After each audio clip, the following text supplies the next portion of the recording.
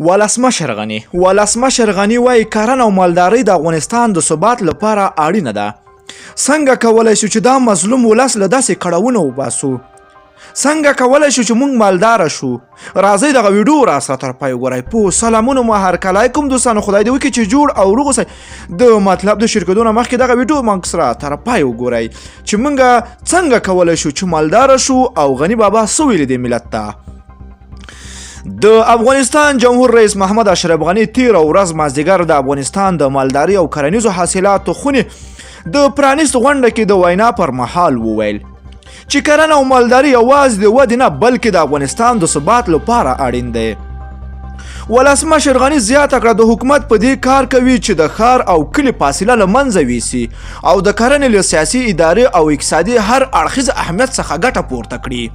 هغه وویل د افغانستان راتلونکې په کرنه پورې تړلې ده. نوموړي د مالداري او کرنیزو محصولاتو د اتحادیو ته وویل د مالداري او کرنیزو محصولاتو خونې جوړېدل به ستاسو غږ یو کړي او محصولات به مو په اسانه او ارزانه په کور دننه مارکیټونو سربیره د بین المللي مارکیټونو ته هم ورسیږي.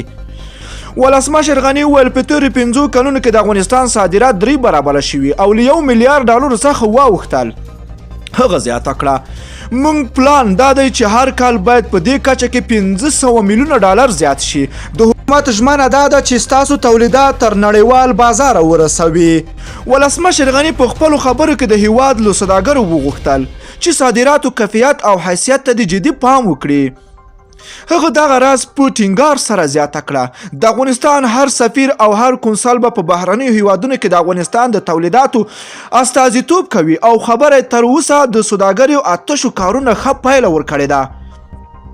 ولسمشر غني وایي صادرات د باور زنځیر دی او دولت ژمن دی چې له پروسس د تر پلوره پورې په ټولو محرومو اسانتیاو برابرې کړي. افغان ولسمشر په ټینګار سره وویل د مالداري او د کرنیزو محصولاتو د ښه والي لپاره د اوبو مدیریت مهم دی او افغانستان به په راتلونکي 5 کلونو کې خپل 80 سلنه اوبو مهار کړي.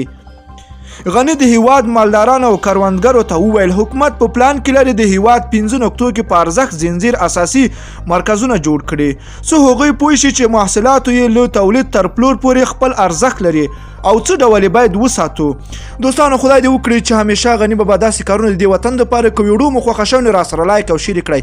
که غواړئ له تازه او دقیقو معلوماتو خبر شئ نو د لمر پریس یوټیوب چینل حتما د سره سبسکرایب کړئ. نور مو په پاک رب سپارم. الله مل ښه وخت درته غواړم.